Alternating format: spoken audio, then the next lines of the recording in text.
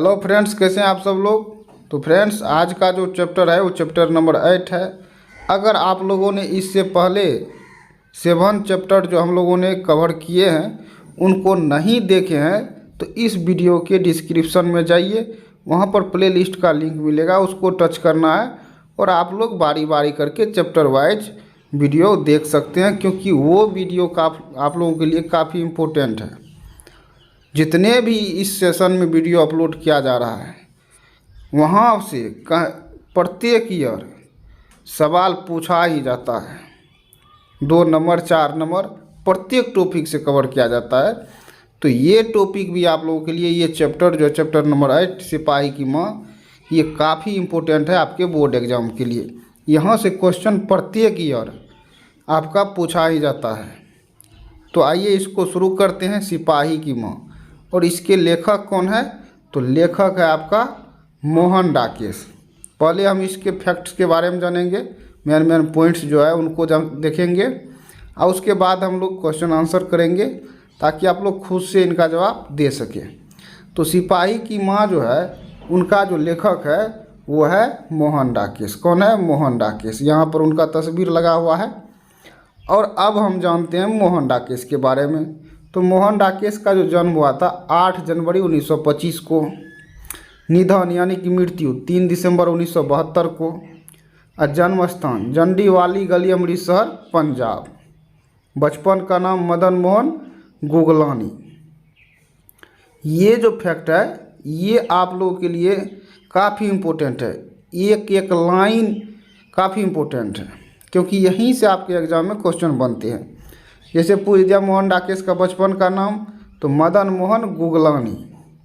अब माता पिता की बात करें तो माता बच्चन कौर एवं पिता करमचंद गुगलानी। पेशे से क्या थे? वकील थे इनके पिताजी। और साहित्यिक सांस्कृतिक संस्थाओं से जुड़े हुए थे। कौन? तो करमचंद गुगलानी जी। अब अगर हम इनकी शिक्षा की बात करें तो शिक्षा देखिए, इन्होंने MA संस्कृत से किया लाहौर विश्वविद्यालय में। ओरिएंटल कॉलेज जालंधर से MA हिंदी में इन्होंने किया। अब यहाँ पर देखिए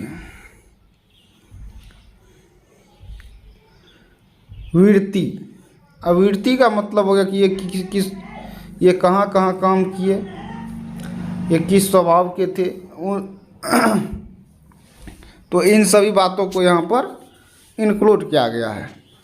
तो यहाँ पर देखिए दिल्ली विश्वविद्यालय में अध्यापन। आवाज़ मेरा आप लोगों को काफ़ी भारी बुझाता होगा, क्योंकि देखिए सर्दी हो चुका है और उसके बावजूद हम वीडियो बना रहे हैं आप लोगों के लिए। तो प्लीज़ आप लोग कम से कम लाइक तो कर ही दीजिए। लाइक क्या होता है? हौसला हम लोग का बुलंद करता है। और चैनल को सब्सक्राइब कर लीजिए, ताकि जब भी हम वीडियो को अपलोड करें तो आपको नोटिफिकेशन के माध्यम से इन्फॉर्मेशन, सूचना मिल जाए और आप लोग नियमित रूप से वीडियो देख सके और अच्छा से अच्छा मार्क बोर्ड एग्ज़ाम में ज्ञान कर सके। तो यहाँ पर वीरती की बात हम करें, दिल्ली विश्वविद्यालय में अध्यापन, सारिका के कार्यालय में नौकरी। 1947 के आसपास एल्फिंस्टन कॉलेज मुंबई में हिंदी के अतिरिक्त भाषा प्राध्यापक। कुछ समय तक DAV कॉलेज जालंधर में प्रवक्ता। 1960 में दिल्ली विश्वविद्यालय में प्राध्यापक और 1962 में सारिका के संपादक। अंत में मृत्यु पर्यंत स्वतंत्र लेखन। तो कुल मिलाकर के हम ये कह सकते हैं कि पहले इन्होंने दिल्ली विश्वविद्यालय में पढ़ाया, फिर सारिका कार्यालय में नौकरी किया और 1947 के आसपास ये क्या हुए? भाषा के प्राध्यापक भी बन चुके। और कुछ समय तक दिल्ली जालंधर DAV कॉलेज जालंधर में प्रवक्ता के रूप में काम किए, लेक्चरर के रूप में। और 1960 में देखिए दिल्ली विश्वविद्यालय पर में प्राध्यापक यानी कि वहाँ भी पढ़ाए, प्रिंसिपल बने।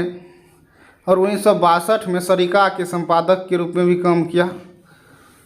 अंत में मृत्यु पर्यंत मतलब जब तक इनकी मृत्यु नहीं हुई तब तक इन्होंने स्वतंत्र रूप से इंडिपेंडेंस होकर के लेखन का कार्य किया।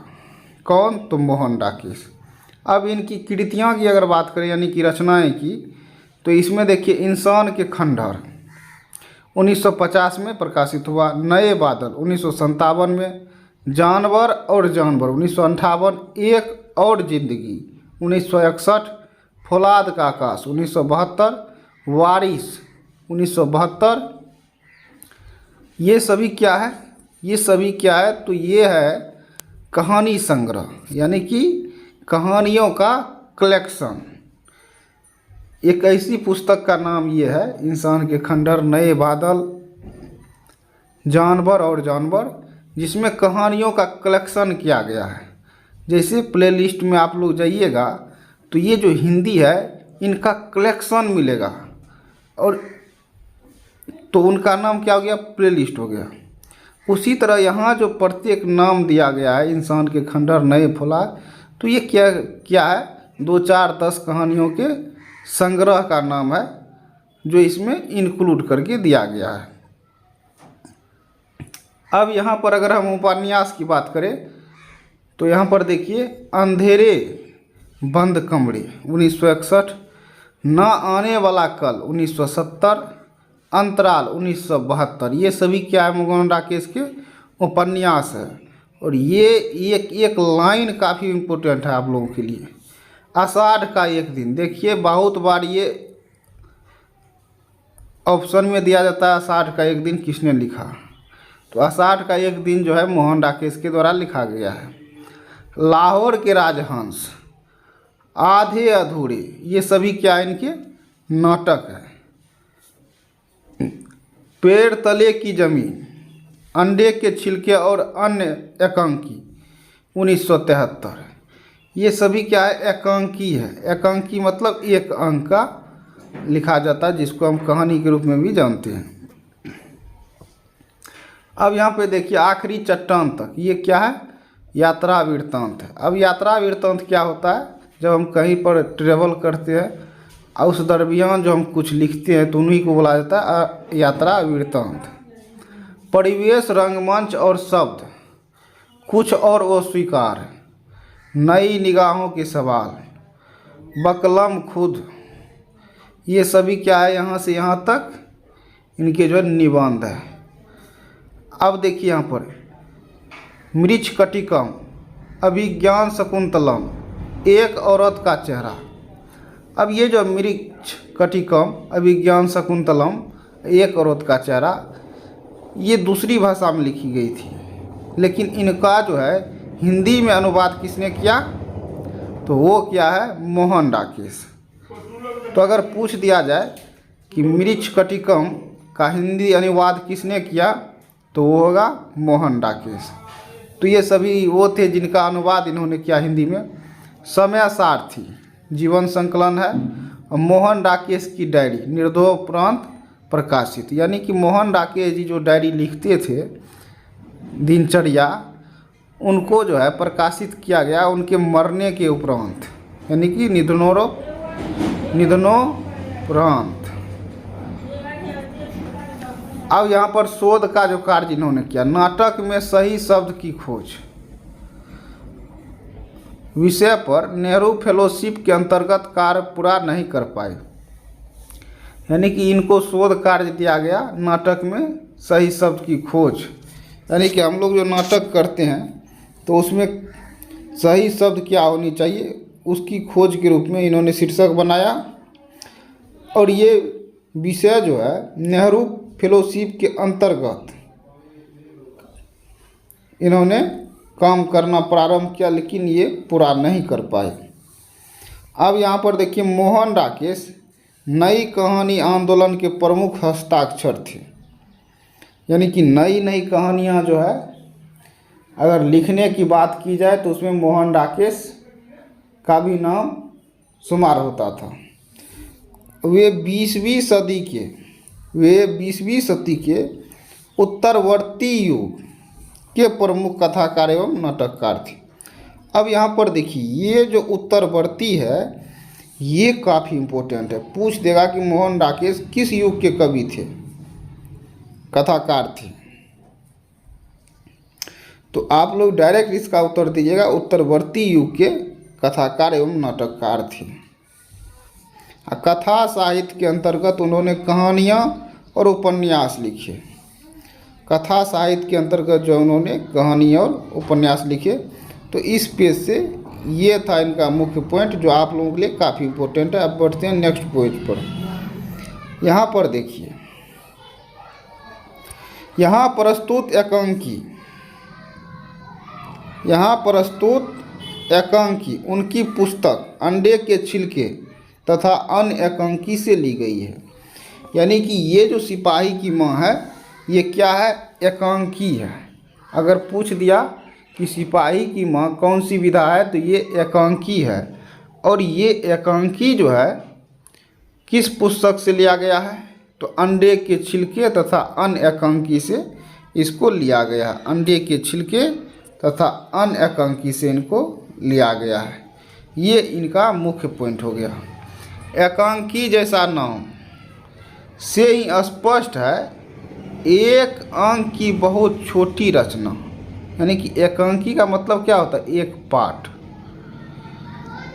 तो उनकी बहुत छोटी कहानी की बहुत छोटी रचना है, इनको एकांकी बोला जाता है। और उसकी तुलना प्रायः कहानी से की जा रही है। यहाँ पर देखिए, तू हवा और पानी का साथी है, उनके साथ मिलकर उनकी तरह जी।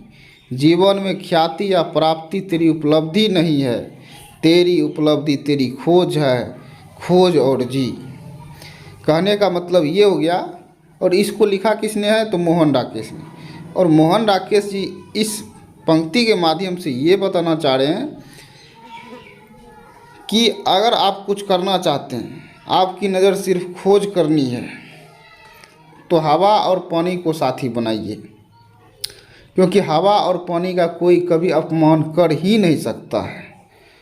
तो अगर वो आपका साथी हो जाएगा तो फिर जीवन में आपको ना कुछ प्राप्त करने की चिंता रहेगी और ना कुछ खोने की चिंता रहेगी।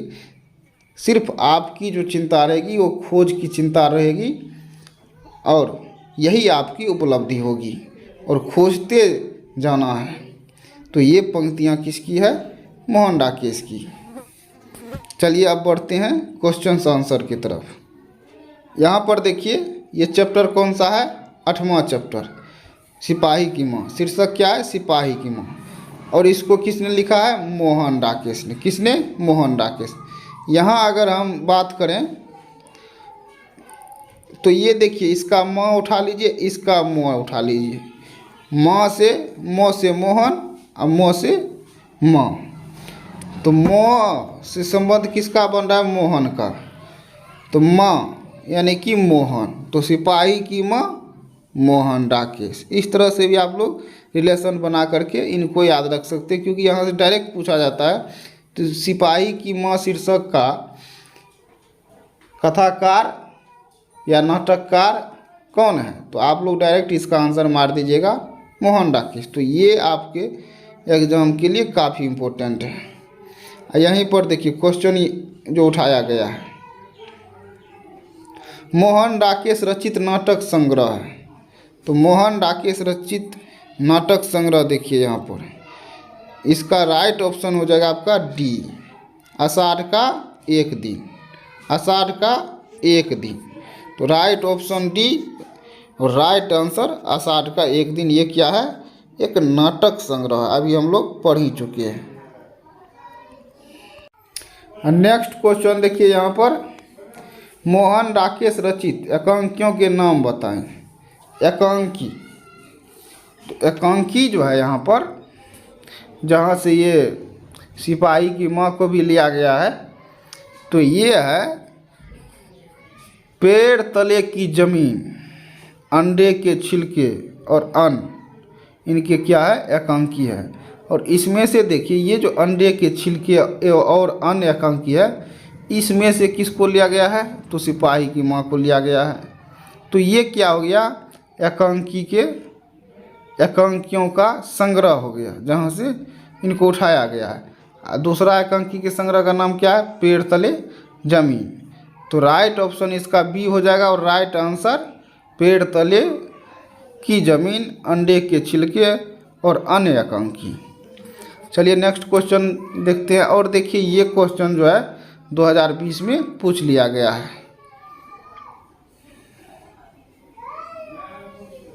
यहाँ पर देखिए मोहन राकेश का जन्म कब हुआ था। तो मोहन राकेश का जो जन्म हुआ था वो हुआ था 8 जनवरी 1925 को, 8 जनवरी 1925 को। तो राइट ऑप्शन इसका बी हो जाएगा और राइट आंसर 8 जनवरी 1925 हो जाएगा। क्वेश्चन नंबर 4 है मोहन राकेश का निधन कब हुआ था। तो मोहन राकेश का जो निधन हुआ था 3 दिसंबर 1972 को हुआ था। कब हुआ था? तो 3 दिसंबर 1972 को। तो राइट ऑप्शन सी हो जाएगा इसका। आगे बढ़ते हैं। नेक्स्ट क्वेश्चन यहाँ पर देखिए मोहन राकेश का जन्म कहाँ हुआ था। तो मोहन राकेश का जो जन्म हुआ था वो हुआ था जड़ी वाली गली, अमृतसर, पंजाब में। तो इसका राइट ऑप्शन डी हो जाएगा और राइट आंसर जड़ी वाली गली, अमृतसर, पंजाब। चलिए नेक्स्ट क्वेश्चन देखिए यहाँ पर। क्वेश्चन नंबर 6 है मोहन राकेश के कहानी संग्रहों के नाम लिखें। अब इनका जो कहानी संग्रह है उनके क्या क्या नाम है। ऑप्शन ए में देखिए इंसान के खंडहर, नए बादल। बी में जानवर और जानवर, एक और जिंदगी। सी में फौलाद का आकाश या वारिस। डी उपर्युक्त सभी। तो इनमें जो हो जाएगा, इनमें उपर्युक्त सभी हो जाएंगे क्योंकि ये सभी क्या है, इनके कहानी संग्रह है जिनमें कहानियों का कलेक्शन है। तो राइट ऑप्शन इसका डी हो जाएगा, राइट आंसर उपर्युक्त सभी। अब क्वेश्चन नंबर 7 देखिए आखिरी चट्टान तक नामक यात्रा वृत्तांत किसने लिखा है। अभी हम लोग तुरंत पढ़ चुके हैं आखिरी चट्टान, और इसको जो लिखा है मोहन राकेश ने लिखा है। तो इसका राइट ऑप्शन हो जाएगा ए, राइट आंसर क्या हो जाएगा, मोहन राकेश। क्वेश्चन नंबर 8 देखिए यहाँ पर मोहन राकेश द्वारा अनुदित पुस्तकों के नाम लिखे। यानी कि मोहन राकेश ने किन किन पुस्तकों का अनुवाद किया हिंदी में। तो यहाँ पर देखिए मृच्छकटिकम, अभिज्ञान शकुंतलम, एक और औरत का चेहरा, उपर्युक्त सभी। तो इसमें देखिए ये जो 3 ऑप्शन आपको दिया गया है इन तीनों का इन्होंने अनुवाद किया है। तो इसलिए इसका राइट ऑप्शन हो जाएगा डी, राइट आंसर उपर्युक्त सभी। नेक्स्ट क्वेश्चन देखिए सिपाही की मां शीर्षक एकांकी किस संग्रह से ली गई है। तो ये जो ली गई है अंडे के छिलके और अन्य एकांकी से ली गई, जो अभी हम लोगों ने पढ़ चुके हैं। तो इसका राइट ऑप्शन ए हो जाएगा, राइट आंसर अंडे के छिलके और अन्य एकांकी। आगे देखिए क्वेश्चन नंबर 10 किस पाठ से उद्धृत है यह भी हमारी तरह गरीब आदमी है। और ये जब पढ़िएगा आप लोग कहानी को यानी कि एकांकी को, तो उसमें ये पंक्ति आपको देखने को मिलेगा। तो ये जो कहा गया है ये कहा गया है सिपाही की माँ। इसका राइट ऑप्शन बी हो जाएगा, राइट आंसर सिपाही की माँ हो जाएगा।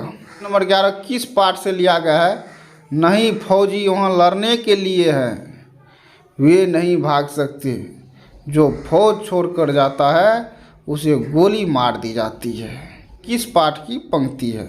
तो ये जो पंक्ति है ये सिपाही की माँ की है, इसलिए ऑप्शन इसका ए हो जाएगा राइट, और राइट आंसर सिपाही की माँ। अब आगे बढ़ते हैं। किस पात्र का कथन है भैया मेरे लिए जो करे लाएंगे वे तारों और बंतों के करों से भी अच्छे होंगे ना। तो ये लाइन जो है